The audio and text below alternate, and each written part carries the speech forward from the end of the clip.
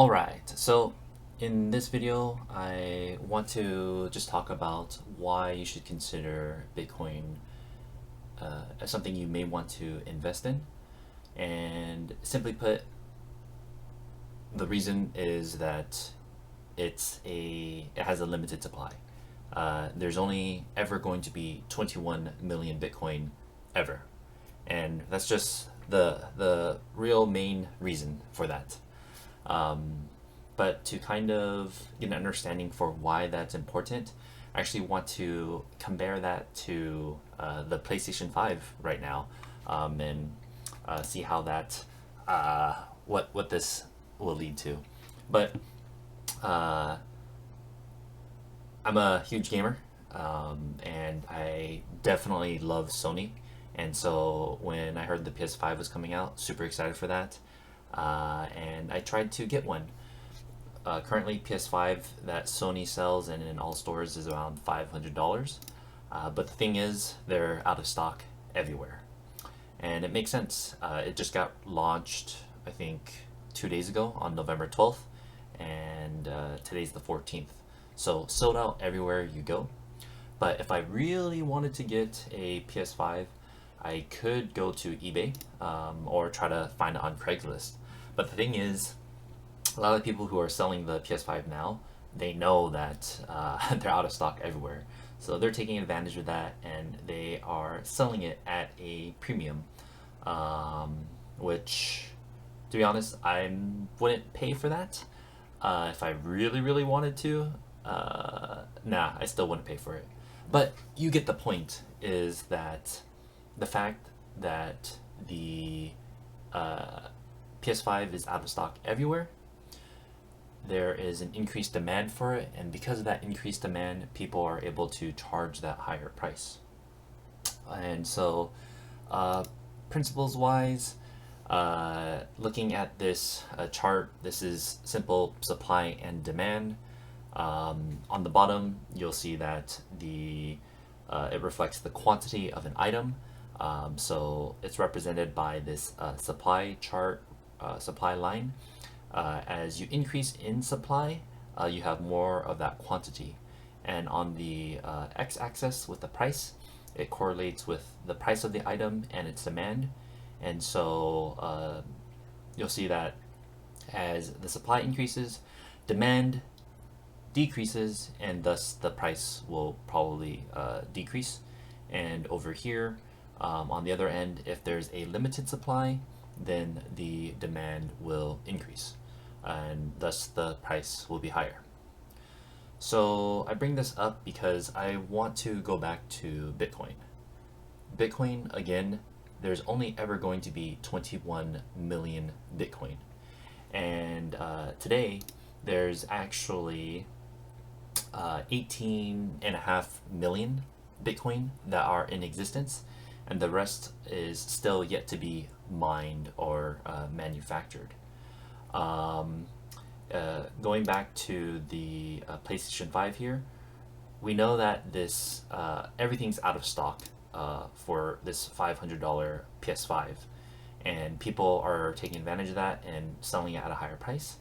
But I'm okay with waiting because I know that Sony will eventually be able to manufacture more PS5s where they become available for everyone to purchase at their price point of $500. So over time, we'll see less of these super high posts that are trying to sell it to us for an arm and a leg, because Sony's able to increase their supply to meet the demand of the users. And eventually, as you guys know, through the different generations, they have a surplus of consoles and systems, and they offer deals. And so naturally, demand decreases and the supply increases. So they tend to offer discounts and deals and sell it at a lower price. Very basic economics there. But taking that principle, definitely apply it towards Bitcoin, and consider the fact that, again, there's 18.5 million Bitcoin. that are here currently today. But if we were to look at the future, this chart right here shows the circulating supply of Bitcoin over time. And you'll see back in 2009, there was about, that's when like the first Bitcoin was ever produced. And you'll see within the first 3 years, it jumped up to whatever this number is. Let's just say it's 10 million. And now 4 years later, it's 16 million. And around today, it's 18.5 million. Reason why the chart looks a bit funky, or it regresses over time, is due to the mining aspect of Bitcoin. Every 4 years, there's an event called the halving, which if 1 year there's 100,000 Bitcoin produced, then after the halving occurs, there can only be like 50,000 Bitcoin produced moving forward. But either way, let's look to the future and consider that 18.5 million Bitcoin is today. And again, the max amount of Bitcoin ever will be 21 million. And so for all of the Bitcoin to be produced, that is expected to occur around 2140. So like 120 years from now. But realistically, if we look at this chart, the amount of, like, I'd consider around 2040 is truly when all of the substantially mineable Bitcoin will be mined. Because again, due to the halving, any new Bitcoin that is produced is like increasingly scarce to be mined. And so really the circulating supply that we'll see where the effects of this 21 million Bitcoin will probably occur around this 2040 time period. So why do I bring that up? I think I just want to, again, stress out the different points that Bitcoin, there's only 21 million, and in the future, which is in 2040, we'll really see a lot of the Bitcoin already mined and out there, or in supply. But anywho's, going on to the next thing, if we wanted to give you a representation of what that actually looks like. So this page shows, visualizes Bitcoin supply. And here you'll see them represented in blocks, and each block equals to 1,000 Bitcoin. And so what this is saying is there's about 2.5 million Bitcoin on various exchanges. 1.7 million Bitcoin are as zombie coins. Zombie coins are those coins that have not moved since 2010. So that may potentially include coins that are lost forever because people have forgotten their keys or where they stored it. But going down the list, you can see different institutions like Grayscale, how many Bitcoin they have in their wallets. This shows how many Bitcoin is being mined per year. So you can see that if there's only 328,000 Bitcoin being mined per year, and if people wanted to, if there's a higher demand for that, then they're not purchasing new Bitcoin that's been mined or created. They're pretty much purchasing it back and forth between this entire distribution of Bitcoin. So just going down the list, other things, the Winklevoss twins, whatever. Rest of the supply and circulation, I think this is where our Bitcoin would be categorized, me and you, for being in the circulation. And then you can see these Bitcoin that are left to be mined. And they're showed as these gray blocks, future blocks to be added to this pool.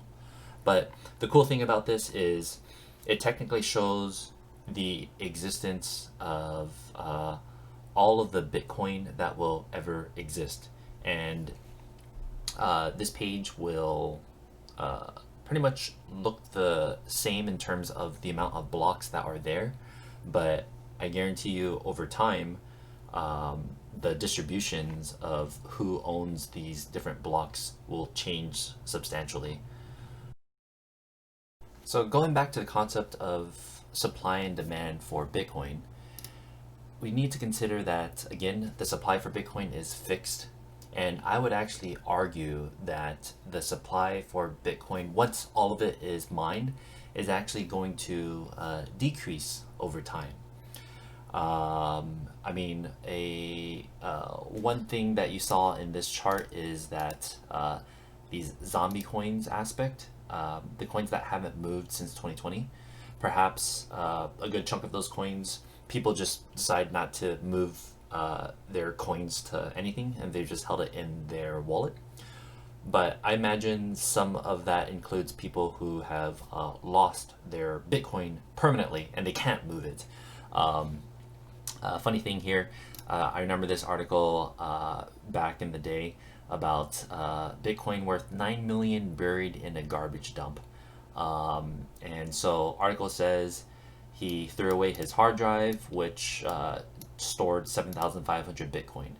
And, you know, the funny thing is this article was back in 2013.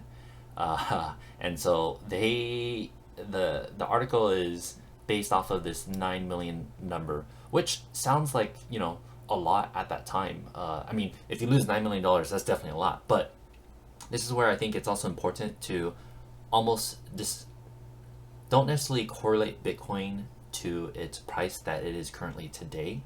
Just look at it as the fact that this guy lost 7,500 Bitcoin. So 7,500 Bitcoin against that maximum 21 million Bitcoin supply that we have, it's permanently gone. There's no way to retrieve that unless he's able to find it, or he figures out the private keys to get that back. But if we were to correlate that with today's price, so looking at CoinGecko, current market price of Bitcoin is 15.8K. So 7,500, let's see what that would be worth today. 7,500 times 15,800. Yeah, so technically this article needs to, update itself and say that 118 million was buried. However, again, that is directly correlating it to its price today. And I think it's more important to consider, again, that we should look at it for what it is. It's Bitcoin. 7,500 Bitcoin have disappeared out of the 21 million that will ever be, known to exist and be in supply. So if the supply remains fixed, and everything I've been talking about is in regards to the supply, and already there's a good chance, if people aren't careful enough, that the supply is going to decrease over time. But the other factor is we haven't even talked about the demand for Bitcoin. I think you need to consider that Bitcoin is still very early in its upbringing. Not many people know about it. A quick Google search of like how many people own Bitcoin. Google tossed out this 25 million number. It could be more, it could be less, who knows? But let's even pretend that it's 4 times this amount. Like, let's say 100 million people know about Bitcoin, which I think is very unlikely. You compare that to the rest of the world. There's 7.6 billion people in this world, and again, the demand for Bitcoin, I would say, is still surprisingly very low because it's a very hard technology to understand, or it isn't as straightforward, and so people don't want to get into it. But I think in time that will change. And another thing that you got to consider is that um, the demand for Bitcoin, like who is it that is purchasing Bitcoin? Within this year of 2020, there have been so many different news articles of various like financial institutions getting into Bitcoin, and so it will only be a matter of time before there's like an influx of money trying to capture some of this Bitcoin. So one thing you might want to ask yourself about why these various financial institutions are trying to get into Bitcoin.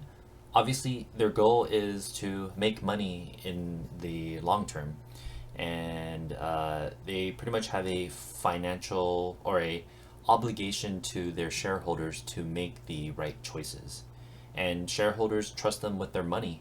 And the reason why is because they're doing their job of pretty much trying to recognize the trends of the industry and making sure that they could apply those trends to make the right choices for their investments. And I think it's important to recognize that they're basing a lot of their decisions off of the trends. I mean, if we compare that to the, going back to this example of the PS5, some of these people, they've pretty much risked their time and energy to purchase multiple PS5s. Like this dude bought 5 of them and is trying to sell them to make money off of it. And he's able to do it for, I'd say, this duration because he understands that this is a trend of the gaming industry of whenever a new console gets released. And so I would say, with that, think about aspects of Bitcoin in the sense that it is very new. There's a lot to be done with this technology. We're very early in its space, and going back to the whole point of this video, I'm sharing with you at least one aspect of why I think Bitcoin's a good investment, and that is because it's straight up, there's a limited supply. There's no more ever going to be made, and the only thing that I'm seeing right now is that there is an increased demand over time. So this doesn't even include other factors of what may be special about Bitcoin, but just understand I do believe there is a trend that will exist that leads to a higher price point of Bitcoin in the future. And hopefully this video was informative and made some type of sense. But thank you for watching, and I will see you in the next one.